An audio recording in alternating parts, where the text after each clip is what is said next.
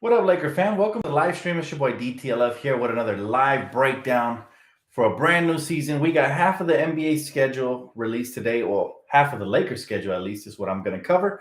Hopefully, you guys doing splendid, man. 7 days away from preseason, some actual NBA action, guys. Just like 70 plus days removed from the finals, and the Lakers are going to be back at it in just a little bit. But I wanted to break down some of these games and how favorable our schedule is. You guys know it's a ritual. We do it every year, even though we just got half of the schedule, but we're still here for you guys, man. How you guys doing today? What's up? What's up, buddy? Obviously everybody knows that Tuesday start date for the Lakers versus the other wannabe team in LA, right? The Flippers at 7 p.m. Pacific time on TNT. So that's where it all starts. And before I forget, let me mention congrats to Mr. Dookie himself, aka Blue Devil, Quinn Cook, man. He returns for another season. So I'm happy for him because he is a Laker fan. Even though he didn't get much run last season, he was kind of plagued with injuries. He's been kind of going through that with us last year. So hopefully he returns back healthy. And if he's blessed enough to get some minutes for us, hopefully he puts in work. Hey, what up, Seth? How y'all feeling, man? He said, what's up, Dan? I love watching you talk Lakers basketball. Appreciate you, Peter. I love the name Peter. Anyways, back to the schedule, guys. We start December 22nd versus the Clippers at 7 Pacific time. You know where to find me. Very first pregame of the season that officially counts on TNT at 7 p.m. Pacific. Should be fun. We should whoop them, man. We should wax them.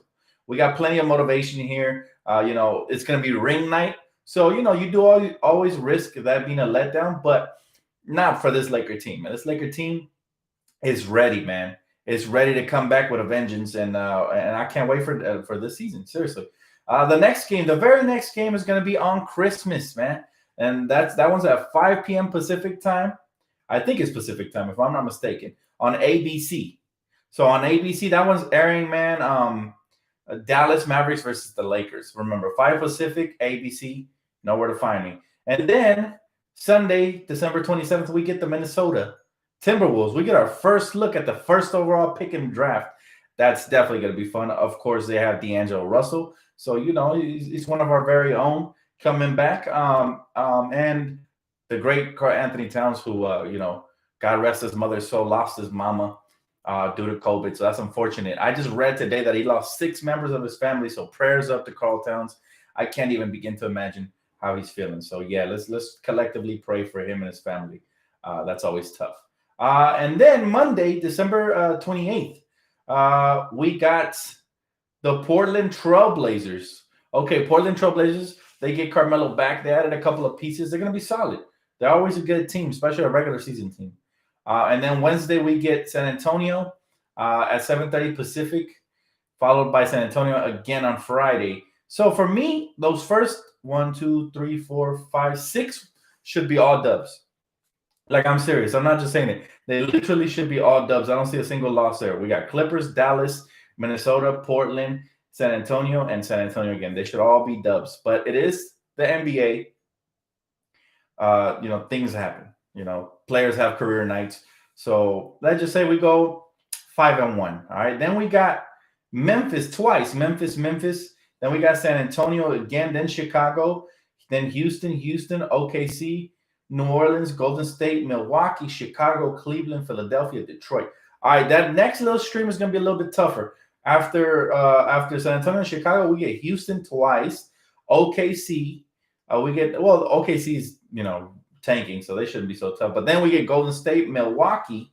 Then we get Cleveland, then Philly, then Detroit, then Boston. So our schedule doesn't look too tough, at least for the first half of the schedule. And then on top of that, after that, we get Atlanta, we get the Hawks, we get our first look at, that rebuilding roster. We get Denver, the most formidable team in the West, then Detroit, OKC twice, Memphis, Denver, Minnesota, Brooklyn, Miami, Washington, Utah, Portland, Golden State, Phoenix, and Sacramento. Now, one trend you guys can see with this schedule is that we're getting a lot of back-to-back games with a lot of opponents. Why? This is a smart way for the NBA to try to minimize players catching COVID. If you keep them in the same place, less travel, less interacting, they stay a little bit safer. Still going to be really hard to keep everybody, healthy for the regular season. So I think the NBA, what they should do is they should allow at least up to 2 more roster spots to open up. And I'm not talking two-way contracts. I'm talking 17 in total. That way, if anybody catches it, you got to have some backups, man. Because remember, they could miss out even up to 2 weeks. I'll head over to the comment section. What you guys think of the first half of the schedule, though? I think it's very fair. It's not gonna be a walk in the park by no means, but it should be a very successful first half of the season. Now the NBA didn't release everything because just in case anything breaks out, they don't want to make a promise to the TV partners and then end up losing money. So he said LeBron should sit a lot of games this year, preserve his body for the postseason. I agree, Seth. That's why he brought in all those key young pieces so that they can help pick up some of that load. He said, "Hey Dan, you like the new City Edition jerseys and the new callback jerseys? I love them both, man. There's something about that little baby blue that just fire, man, for the City Editions, and then the old school, Dodger blue ones look sick. The ones from the '60s, dating way back to Jerry West. Yes, yeah, I love it, man." He said, "Dan, why didn't the Lakers sign another center instead of bringing back Quinn Cook?" That's a fair question, but I did tell you guys they needed at least, not needed, but it'd be nice to have an extra ball handler and another center. I still believe, remember, that's a total, not counting the two-way contracts. I think that's a total of like 13 or 14 rosters filled. We still have room for one. However, due to the collective bargaining agreement, since we hit the cap, we have to wait till around January or February for the restrictions to lift up, and then we can go ahead and sign another free agent. So I'm looking at Pau Gasol. I mean, if we need another 7-footer who's skilled, maybe doesn't have too much left in the tank, but just enough to give you that little spark here and there, I'm looking at Pau. I really am. Now, one thing that has been very revealing and interesting, and smash a like if you guys agree with me on the video, LeBron James has been very telling. Now, he's very involved in the things that are happening behind the scenes. Remember, when they interviewed LeBron just this week, he mentioned he would like to see Quinn Cook back. And sure enough, a couple days later, bam, he's back. So LeBron James is definitely playing his part with the front office and cooperating and helping put his input. I'm sure he had a huge part in this offseason as well. So credit goes to LBJ. And remember, when they asked him about Pau Gasol, he wanted to say something. Go back and watch the interview if you guys didn't watch it on Spectrum Sportsnet. He wanted to say something, but he bit his tongue for some reason. I don't know if it's considered tampering or what. Maybe they already have a deal in place. They just can't officially sign it till the restrictions are lifted. So therefore, I think Gasol might be coming back. But that's just a gut feeling. Don't take my word for it. We'll see around January, February, maybe even sooner. Not sure exactly how the collective bargaining agreement works. But I do know that the Lakers have something up their sleeve. They're always one step ahead. And like the analysts have actually been giving us our due this offseason. They said, hey, the Lakers are a step ahead and, above any team in the West right now as far as contention goes. So that's all Rob Pelinka's doing and Jeannie Buss just, doing their part. They continue to put us in position to succeed. He said, can't wait. This is awesome. Super excited to have Quinn Cook back in the lineup. I want to see what he actually does because remember, his last year in Golden State, he actually played some valuable minutes for them. He knocked down some big shots over there. He played some even playoff time. Here, he didn't really get much PT last year, but again, partially due to the fact that he was injured. Now, if he can come back healthy this year, if he rehabbed, during the offseason and all that, even though it was short-lived, I think it'll be great for him. I think, QC can actually, as a third stringer, maybe, maybe both of our guards get in foul trouble in one game, and then you bring this guy off, he might, give you a little bit of spark offensively. Defensively, he struggles. He's undersized. Most guards are like 6'3" and up. He's, I think he's 6 feet flat. I'm not sure. Don't quote me on that. But, he struggles defensively, and that's the reason I don't see too much playing time for him. But again, there's going to be situations where we need him. Like people mentioned already, LeBron and AD are probably going to rest tons of games. So that's opportunities for the next man up. He said, Dan, dying from COVID and dying with COVID are two different things. He said, I work with COVID patients. The media is blowing it way up and false positives are rampant. I don't know, bro. I'm not going to sit here and pretend I know it all. I'm just, don't shoot the messenger. I'm just reporting what what they said. They said that Carl Towns lost 6 family members due to COVID. I don't know how accurate that is. I don't work in hospitals, so I'll take your word for it. But I will say, still, regardless, no matter how he lost his family members, he lost them. So again, prayers up to him and for him and his family, and hopefully in time he'll be able to recuperate just a little bit. But you never really recover from these things when you lose loved ones, man. It's something else. We all know because Los Angeles lost a loved one, and that was we lost a couple loved ones. Gigi and Kobe Bryant were the latest examples, so we know how that feels. He said, "Hey Dan, I would love to see Powell back. Me too, Alfred. I think it'll be a good look. I think he could actually help us, not just in the locker room, but I think there'll be games where again we get foul trouble or mismatches, and we could throw him out there and mix things up a little bit." He said, thank you, Big Baby. Appreciate you, bro. He said, what's good, Dan? Great pickup to bring back Quinn. I wouldn't say great pickup because we're talking great pickup. We're talking Dwayne Dedman or something a little more serviceable. But I'll say solid. And this pickup could actually pan out if he comes back healthy and he actually gets some minutes. Then maybe he can, become a great pickup. But as of right now, he's just a solid pickup. I wouldn't even say good just yet because he didn't play much last season. But for the locker room, it is good.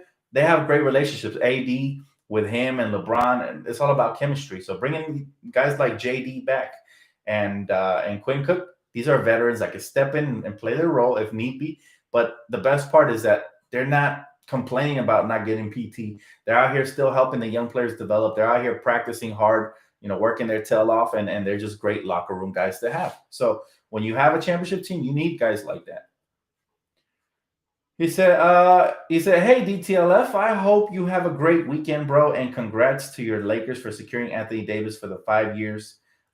Teams better learn from the best franchise. If players do right by you, you do right by them. Absolutely, and appreciate you once again, man. Always with the kind words by my dog right here, Denver Nuggets, baby. Let me tell you something, man, and that's exactly – you're right. They have to learn to take care of their players. I think Anthony Davis Sr., his pops, making an example out of the Celtics and them not even being able to even be in the conversation for landing Anthony Davis just shows you what, how karma can come back and bite you. Not just in basketball, but in life.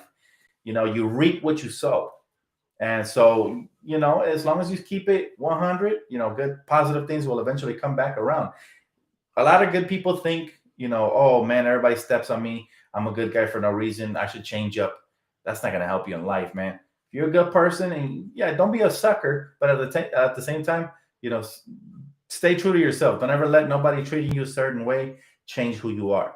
If you can do that, eventually good karma comes around, man, sooner or later. I know this because I try to be as best of a person as I can in life. I try to be. Obviously, I'm not perfect, and no, I'm no saint. There's no such thing, right? But at the end of the day, you reap what you sow, and good people will remember what you do for them. And if you're ever in need, they'll be there for you. I've experienced that myself. So it's a beautiful thing. He said, Dennis Schroeder needs to sit down and come off the bench. You know what? Today, Frank Vogel actually mentioned this in an interview. He said, they've had these conversations before, and he's going to give them strong consideration to start, which is what you want. That's all you need is an opportunity. That's it, man. If you can have that opportunity, you have one foot in the door. Now the rest is going to be up to Dennis. Now, if he doesn't perform well starting, then, go ahead and play that 6-man role. Anything for a team to contend. I'm not concerned about this, though. It's never bad to have a motivated young point guard like Dennis. That's good. Same thing with Kuz, man. He's very motivated. LeBron James recently, when they asked him who he thought was going to make the biggest leap on the roster, or I'm not even sure if that was on the roster. I just read this quote. He said Kyle Kuzma. So he expects Kyle to have the bigger leap. I'm not sure if that was in the league or on the roster. Regardless, that's a vote of confidence from your leader, LeBron James. And so that goes a long, long way. So shout out to Bron for showing some love to young Kuz. But all in all, man, it's all about confidence. Schroeder has it. Kuz has it. Even Quinn Cook. Even Jared Dudley. Y'all seen he got the swagger in the playoffs with the Nets. This man was all up in Ben Simmons' face. So that lets me know you got heart, man. And that's all we want to see. Hey, what's up, Walter? I've been good, buddy. Thanks for asking. Johnny, he said, "What's up, Dan? I just moved out of California to Texas. I still see purple and gold out here. We run not just the states, brother. We run the world. But congrats, man. Congrats on the move, brother. Hopefully everything is as you want it to be. Appreciate your support over the years, Johnny." He said, "We're all humans. We all are not perfect. We all make mistakes. Absolutely. Anthony Davis is the best big man in the NBA, and whoever says otherwise don't know basketball. That's a fact. That is a fact. And you know what the beautiful thing is that Jokic is, he's really close. He's up there. He's one of the best bigs. So, you guys have a good one as well, man. So congratulations on that. Hopefully you guys, continue to strive. Yeah, he's very skilled, especially offensively, man. You said, Dan, would you extend Kuz now or wait till the offseason to make a decision? I'm scared he might pop off like LeBron James tweeted and wants a bigger contract. I would have been extended the kid. I think he's earned it, man. For what he brings to the table, he's only making $2 million.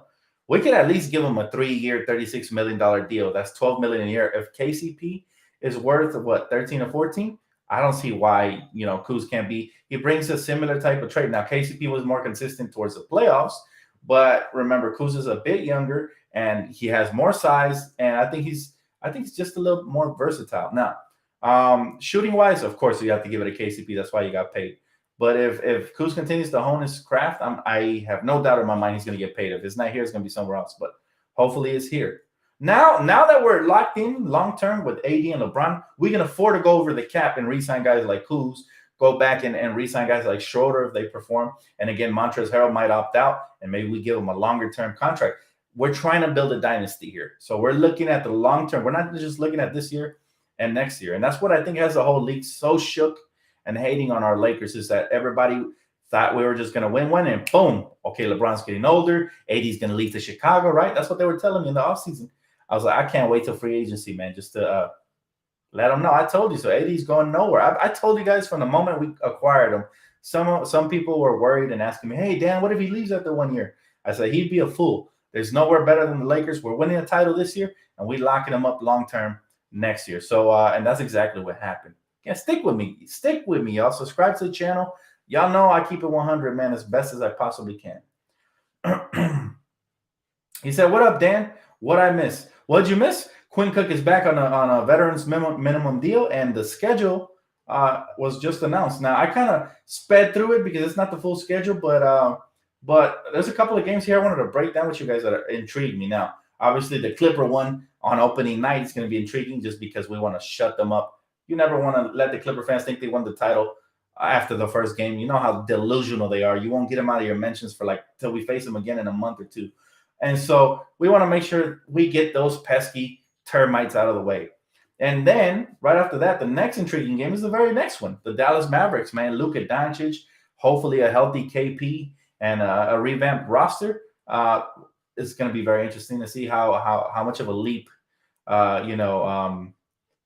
don't think he can make much more of a leap. This man is already at the moon, Luka Doncic. But let's see how much better he's gotten in this, little break, this little 80-day break he got or whatever between the playoffs, 90-day break between the playoffs and this season. So I'm very intrigued by that. And then the next game I'm intrigued in the schedule doesn't come all the way till Sunday, January the 21st, which is next year.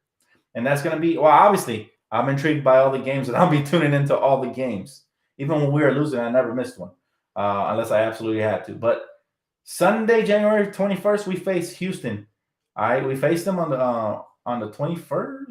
Is it the 21st? Or is it the 12th? It might be the 10th.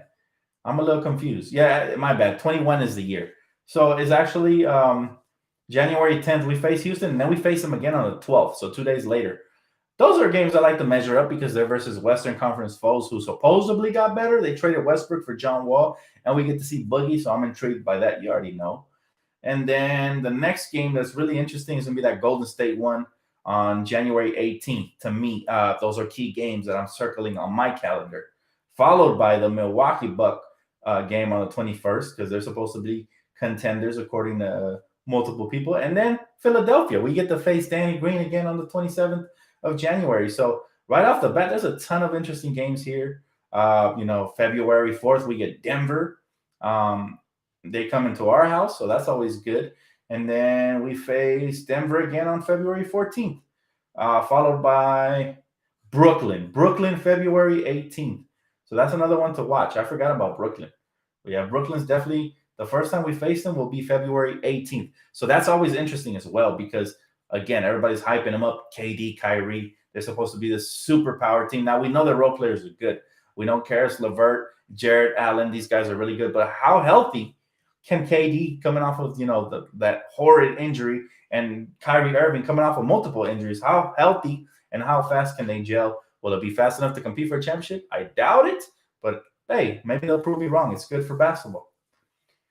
He said, my birthday is the day after that. That's what's up, man. Early happy birthday, brother. My birthday is December 20th, so I'm going to hit the big 3-0, man. And you know what sucks is I was going to party it up. I'm about to be 30, man. I was going to go out. I was just going to go all out. But with COVID, it's impossible, man. So that's tough, My last year of my 20s was spent mostly here at home. I did get to go out a little bit, but mostly here at home. So I'm a little bummed out about that. But, hey, got the rest of my life ahead of me. So yeah, plenty of games here to look forward to in this first 41 games schedule that was released, man. What game are you guys mostly looking forward to? I'm going to go ahead and head over to the comment section. He said, you think the Lakers are going to be good to go after a short offseason? You know what? Yes, I do think we're going to be good to go. I think a lot of these guys didn't even want the offseason. That's how hungry they are for another championship. And AD said it best. It was weird to win a championship and not have the city of LA going crazy like they do for a parade or even in Staples Center when the confetti falls. So they want to repeat that. And yes, I do believe we're going to be fine. He said, hey, the Lakers play on my birthday, January 21st. That's what's up, Art. Hopefully they win for your birthday, bro. He said, all we need now is another center, right? We could use another center. We don't need another center. We have plenty of bigs to man the paint. We got Marc Gasol there. We got AD there. We have Montrezl Harrell there. They all play center. And then we could play a lot of small ball as well. We did bring back Chief Keef. We brought him back. So it'll be interesting to see. He might play some small ball 5 like he did in the playoffs. And then, the secret weapon is always AD at the 5 to close games. So we're good at the 5. I'm happy to see how Frank Vogel is going to utilize. Now, he does have to do a better job of managing AD and LeBron's minutes. We can't have these guys playing 40 minutes a night on back-to-backs especially. There'll be a special occasion where the game goes to overtime, and it's inevitable. Your stars want to be out there, right? But for the most part, we want to make sure we win early, and if possible, blow as many teams out the water as possible. That way these guys can get proper rest, and we don't risk injury to guys like AD and LeBron, especially after such a short offseason. But we should be straight. We should be straight, man. The basketball guys are with us right now. So, Dan, people are hyping up the Nets now instead of the Flippers. Kawhi and PG lost their respect. I told you guys that was a pretend team. I told you guys I wasn't worried about them. They didn't have a proper center or a point guard. They got a decent center. Yes, I'm not going to sit here and lie to you. Serge Ibaka is a decent center, but they lost their heart and soul. Montrezl Harrell was that. Montrezl Harrell was the dude that had more personality than anybody combined in their locker, outside of Barking Beverly. But all in all, look, Kawhi is he's a stone face. He's basically one of those people that sit outside. What are they called? The guards? The ones over there in I don't even know what they're called, but you know what I'm talking about. Kawhi is one of those stone face guards that just sit out there guarding, castles and stuff. That's what he is. And as far as PG, man, he's just Pinocchio. He's lying his ass off. Y'all seen the tweet before I came on live? He lied. He said he wanted to win a championship in Indiana. He wanted to stay there. Bogus. And then he said the same thing in OKC. And now, just today, or was it yesterday, he said, and I quote, I want to retire a Clipper. It's like, shut your ass up and just play, man. Just shut up. You're skilled, but you're dumb. Like, Pinocchio's nose keeps growing, man. He needs to get out of his own head, but I don't care what he does as long as he's a Clipper. That's all I'm going to say. But I just think his mouth, he's one of these people that just get themselves in trouble with that mouth of his. He just talks too much. Don't put those type of expectations on you. You're not Kobe Bryant. Dan, he said, we going all the way back to back. Imagine if the Lakers can accomplish a 4-peat. Oh, man. Now, 1 year at a time, I'm not overlooking this year, especially this year. Hardest year is to repeat. Frank Vogel said it himself. So we're not overlooking this year by any means. But imagine if we can have the first 4-peat. Somebody looked that up. I know there's been a 3-peat and they're rare. The last one was by the Lakers, obviously. But has there ever been a four-peat? I want to know that because I think this might be the first time ever that we have a chance to get that four-peat. And I'm very excited for this year, though, because we are going to become the winningest franchise when we win number 18. But just imagine putting two more on top of that and being the first team to reach 20. That would be, oh, my goodness. But, yeah, I think we have that ability. However, the league changes from year to year.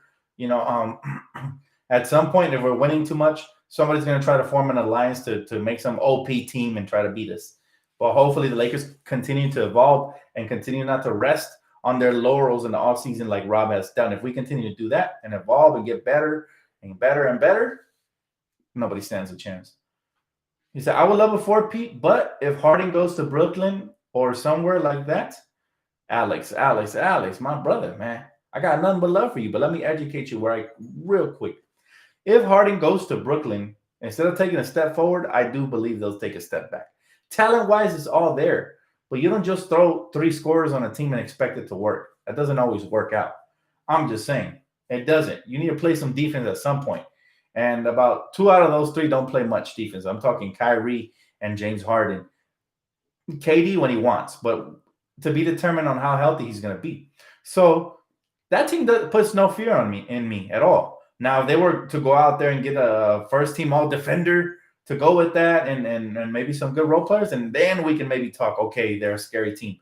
But as of right now, even if they got Harden, I actually think the team they have currently is better than one with Harden in it because they would have to gut their roster to get James Harden. This way, they have some depth. They still have Spencer Dinwiddie, who I'm a fan of. They still have Karis LeVert, who I'm a fan of. They still have Jared Allen, who I'm a fan of. They have plenty of role players there, and I think that would be much better than having, just James Harden, KD, and Kyrie, and God forbid any of those, injury-prone players get injured, right?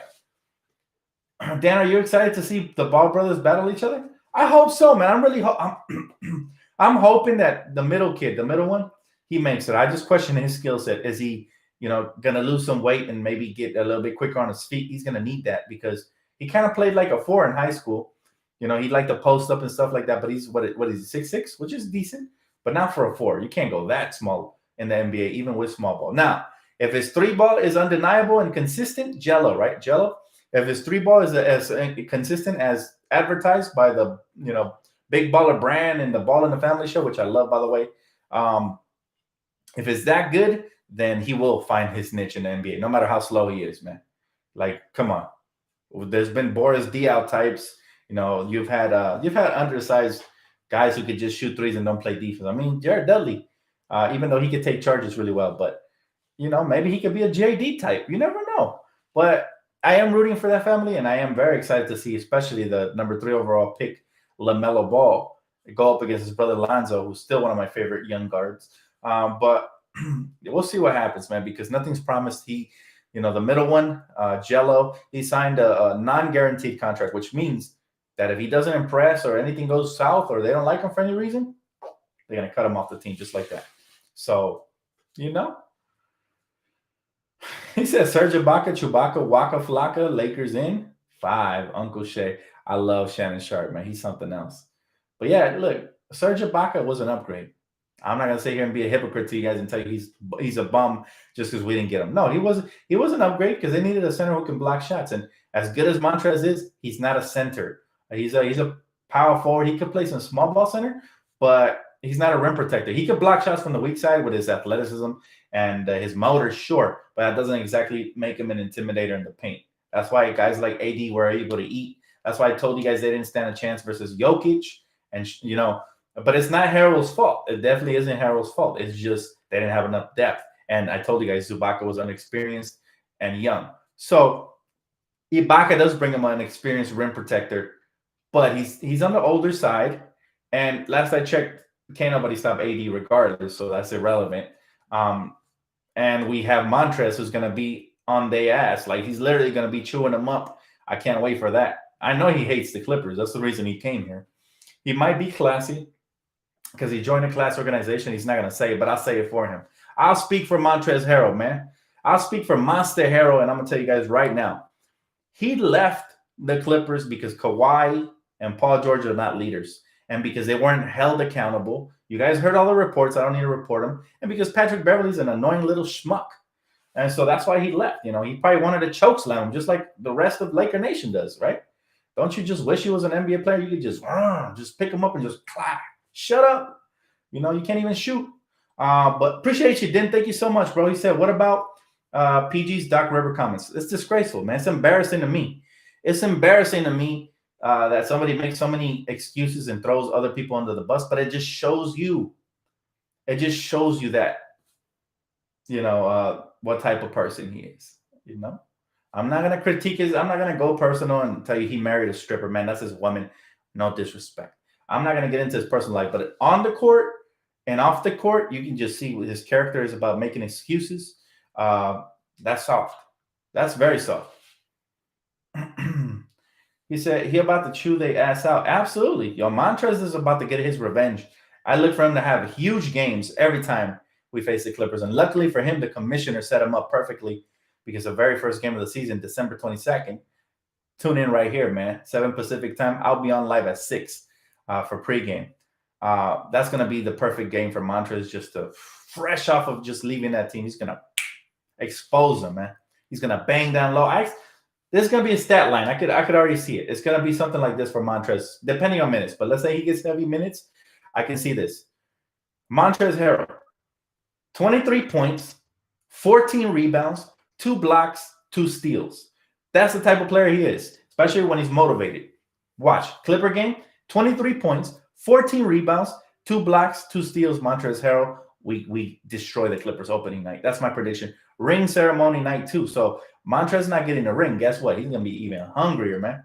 I could already see him. He's a dog. Montrez, if I had to compare Montrez Harrell to an equivalent of a character in a movie, I know everybody knows The Sandlot, so I'm gonna use that example. You guys remember how big the dog looked, right? Like in their image?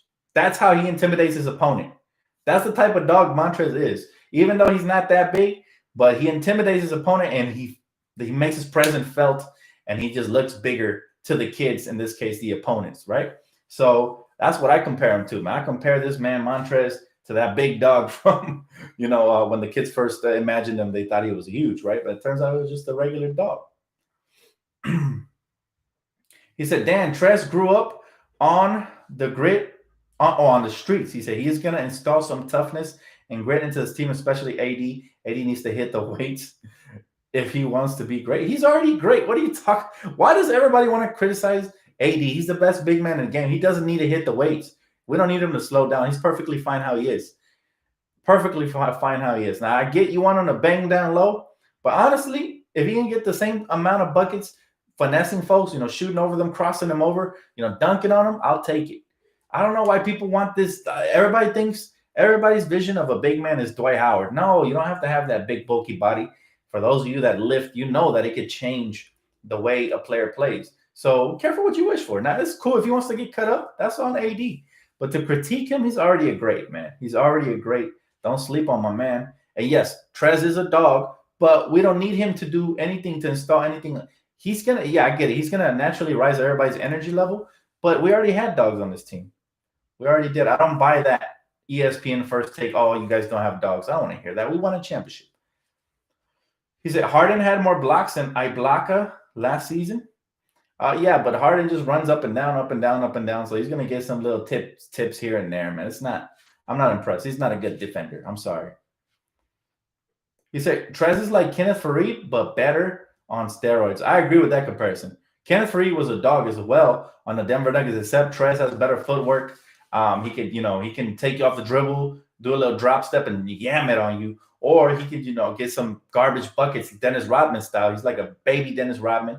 Obviously not as good, but a baby Dennis Rodman, and he's going to bring that spark plug energy. That's what he does. And so, I just don't like the criticism on AD. This man is going to be an MVP this season. Watch. You heard it here first. And then JD said the same thing the other day. So, yeah, we're not concerned about what he's doing in the weight room. I'm just worried about him staying healthy. That's it. AD just has to replicate what he did last season, and it's a wrap. He said, Montrezl Harrell reminds me kind of like Ben Wallace, undersized. I think Harrell will improve with the Lakers. He's going to eat and give it to the Flippers. I agree with you. That's a good comparison. As far as energy, motor, intimidation factor, sure, but I will say this: Ben Wallace was a way better shot blocker. Ben Wallace was an elite shot blocker. As much as I hated him, especially in '04 when they was killing us, man. Ben Wallace is just one of the best, elite shot blockers that we've seen in this league. He was elite at blocking shots, especially from the weak side. You thought you beat your defender off the dribble? Here comes that fro. He's gonna spike that thing like he's playing volleyball. So I know what you're saying with the comparison. That the motor, I agree with. The hops, I agree with. Everything else, yes, but the shot blocking was elite by Ben Wallace. It was AD type shot blocking. He said, "I love the Wesley Matthews signing." Yes, that's a great signing, and I don't think we've talked enough about that or gave the man enough credit. Wesley Matthews, especially in his Portland Trailblazer days, was elite. If he can return to that type of style of game, and I think his game's going to open up more. He ain't never played with LeBron, a great playmaker like LeBron, or even AD. AD's also a great playmaker. People forget he used to be a point guard in high school. So again, not to sound repetitious, but he ain't never played with two caliber players like that. No disrespect to Giannis. He's a good playmaker, but he's not elite like LeBron. There's levels to this, man. He said, "Hey, Dan, did you hear what PG said? He wants to be a flipper for life." Yeah, I already got done trashing him. I'm not bringing that back up. You can always feel free to rewind the video, though. We already trashed PG enough, man. Somebody look out for him. He said, "Dan, which team do you think improved the most in the offseason?" That's a good question. Well, the Lakers, man. We had the best offseason by far. And I think we actually improved the most as well. Like, you're going to see the night and day. Where we had some weaknesses last year. We were too old at times. At times we looked slow and we would get off to slow starts. Now we got some spark plugs, some energizer bunnies. We got some cats that are going to come in here and bam, just punch people in their mouth. I'm talking the Trez types. I'm talking about the Schroeder types. The Lakers definitely improved the most than anybody. Secondly, who improved the most? Secondly, you'd be shocked if I tell you this, but I think the Atlanta Hawks. I think they had an exceptional offseason. Exceptional. They added Danilo Gallinari. They drafted exceptionally well.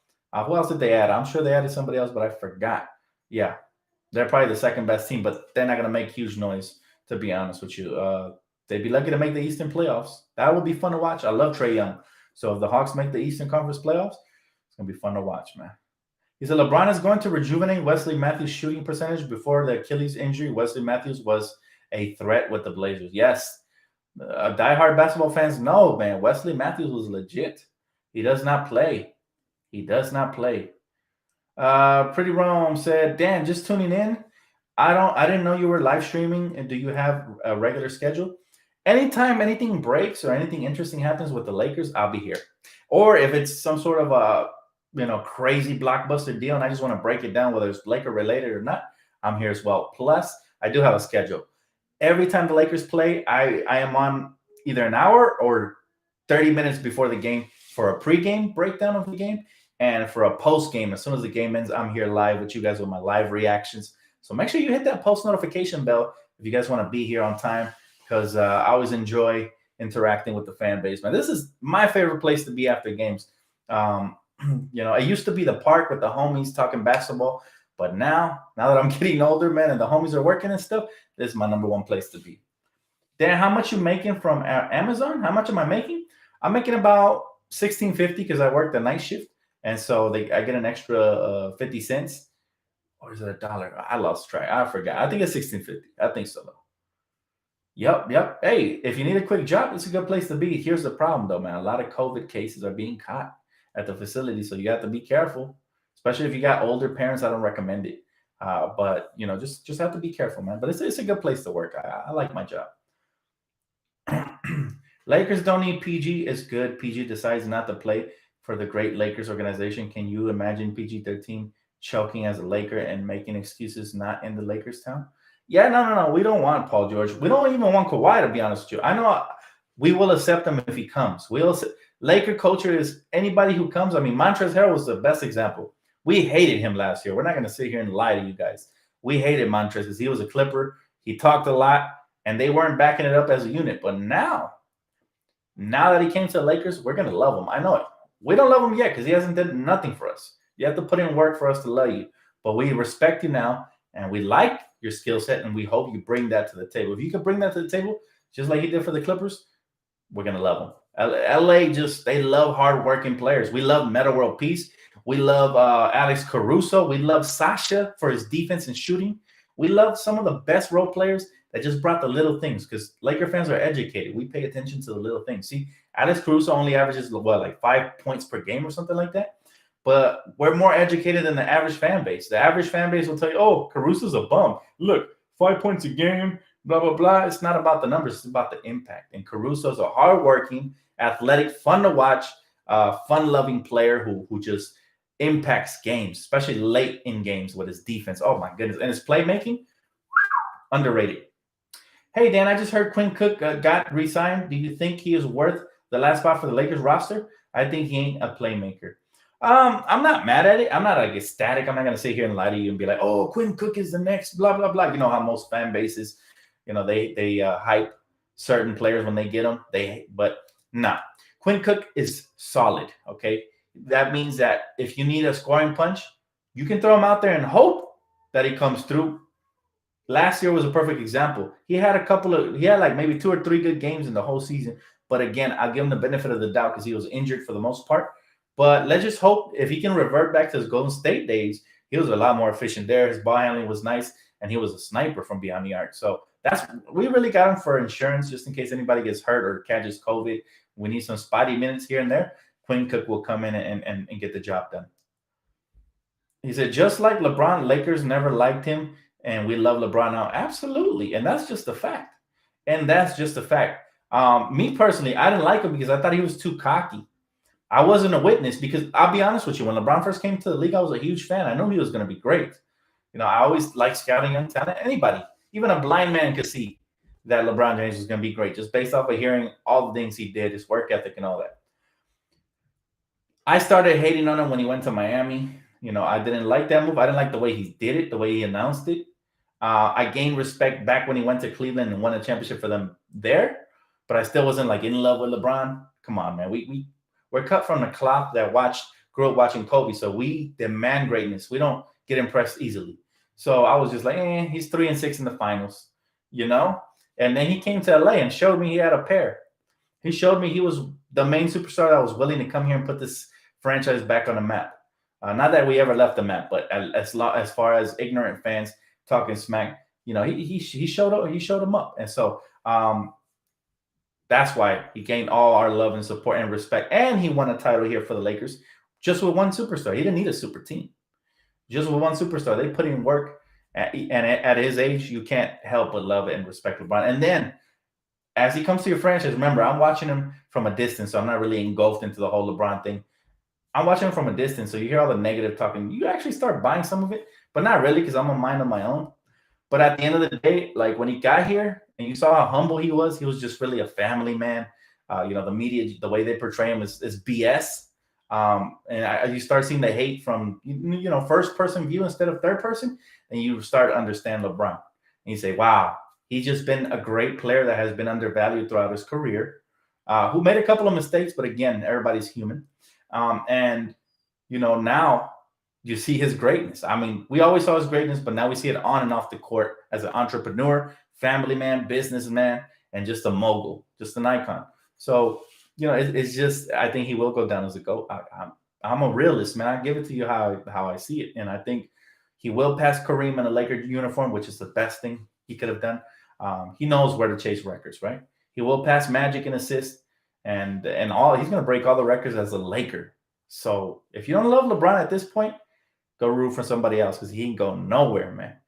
We love LeBron. Los Angeles has adopted LeBron James, and we now witness his greatness from first-person view. He said, Dan, do you think Dwight Howard burned the Lakers a second time? No. You know what? It's always love and respect. He helped us win a championship. It's nothing but love for Dwight Howard. I hated him before he came here, again, because of the way he left us the first time. I didn't like it, and all the smack he was talking about us and our fan base. But he came here, played his heart out, earned another contract with a different team, but still, he left here with a championship. He was a very big part of our team, especially in the playoffs. Los Angeles will forever love you. That's the thing. When you win and you're a big part of that, LA loves you. LA loves Rondo. Whoever thought, right? When Rondo was a Boston Celtic with the headband and was getting up in Kobe's face and stuff, I hated him. But guess who? This is the way you redeem yourself. You come for a franchise, you play a major part. Rondo's going to go down as a legend to Lakers Nation, and he's going to go down as a Hall of Famer, I'm sure, but a legend. And he also said all the right things. When he came here to LA, he recognized how we were the best franchise he ever played for. Imagine playing for Boston, and I'm not even going to talk smack, but you know how I feel about Boston. Imagine playing for them and then towards the end of your career winning another championship for the real team in the NBA, the Lakers. Oh man, it was night and day for Rondo, I'm sure. And I'll never forget him socking out Chris Paul and backing up my boy BI, man. That was all classic. So he became a legend, just like the same way Metta World Peace became a legend when he knocked down those big shots in the playoffs. Rondo just he carved his way into our hearts, man. That's what he did. That's what a lot of people hated on Rondo, but I told you guys every day that I remember when I used to receive phone calls, people were like, Rondo, get him off the team. I'm like, guys, be patient. Playoff Rondo is a thing. I've seen him his whole career. He's going to show up. And sure enough, he was spectacular. Man, he was hitting fadeaway threes at the buzzer. This man was, dribbling behind the backboard, teardrop over defenders, and bang. Like he hit some huge shots, and you gotta love what Rondo did for this team, man. And these are legends like Sasha Vujicic, guys like that, man, that you'll never forget. Rick Fox, the Robert Horrys. Never forget it. He said, from the Philippines, watching your channel, Dan, thanks. Oh, man, much love, bro. I couldn't pronounce the first one. My bad. I don't want to butcher it out of respect, so I just skipped it over. But thank you so much, man. It means the world. DTLF, what do you think of the latest news on the Clippers players? Thoughts of Kawhi and PG? I don't have much thoughts on those guys, man. I told you, you guys remember my Laker anthem, my Clipper diss. I told you, they messed up. They messed up. Go listen to that track. And that track I dropped about 3.5 years ago, and it still proves true today, man. They don't hang nothing but selfies. I mentioned how they would regret it, turning down royalty for that clown franchise. I told you, and it became a prophecy because now that song sounds real good right now, right? But I told you guys this would happen 3 years ago. Kawhi and Paul George messed up by going to the Clippers, and now they're starting to see. Like I said, when you put on that jersey, it's like catching a virus. Now you can't get rid of it. It's like some sort of a horrible disease that you just can't get rid of. There's no medicine for it till you leave the team, and hopefully they didn't waste away your prime years. Hey Dan, are you friends with Trevor Lane and Alan Silva? I hope you can have a live stream along with them. More power to your channel. Let's go Lakers. You know what? I'm not gonna sit here and cap on you, man. I wish that I was their friend. Those guys are great. One time, Alan followed me on Instagram, but he unfollowed me right away. I don't know if he made a mistake or what, but he unfollowed me right away. No hard feelings, I have no ego. I told him, hey, thanks for the follow. He said, you're welcome. But that was the only interaction I ever had with Alan. I'm not going to sit here and tell you guys, that I know him personally, but that would be great. My nieces work for Amazon at East Val, California. Oh, that's what's up, Alfred. Yeah. There's a lot of work to be done over there. A lot of work to be done. So I know all about that. Dan, why do you think the Lakers didn't take care of Rondo in the offseason? He didn't even get a lot of money to go to Atlanta. Well, here's the thing. This is what I'm going to say. Rajon Rondo and the Lakers decided to go a separate way because Rondo wanted a bigger role. And, even though I thought we should have brought him back, he was one of my main priorities in the offseason. We upgraded with Dennis Schroeder because from what I heard, Rondo was going to want a lot more money, but the market wasn't there for him. So the Lakers weren't going to commit all this money to him, having all these offseason plans to go out and get other guys. We wouldn't have been able to offer anything to Montrez had we gave Rondo that money. So the Lakers had bigger plans. Rondo understood. Rondo thanked the organization, and I think he informed them that he was going to go elsewhere wherever they paid more. So Rondo got his championship. He has 2 of them in his career, and he didn't want to compete anymore. He decided that for his retiree, he was going to basically cash out, and that's what he's doing, man. Nothing but love and respect to Rondo. He's about to cash out, bro. And you can't hate on the man because, again, he was a big part of history, and he's always going to be a Laker legend. For real. So I wouldn't be shocked if at some point we gave him a job in the head coach position or some sort of a coaching job because the man is great. He's a basketball mind, and his talents go beyond the hardwood floor. But anyways, thank you guys so much for tuning in today, man. You guys are the best as always. Don't forget to smash the like button on your way out. Truly helps the channel. If you already haven't, please consider subscribing. A lot more content coming up now that we got the season around the corner. Starting preseason, always start the pre-games there and the post-games. So I look forward to breaking down some glorious Laker basketball with you guys. Thank you guys again for tuning in, and I'll catch you guys on the next one. Have a great rest of your day. Peace out, guys.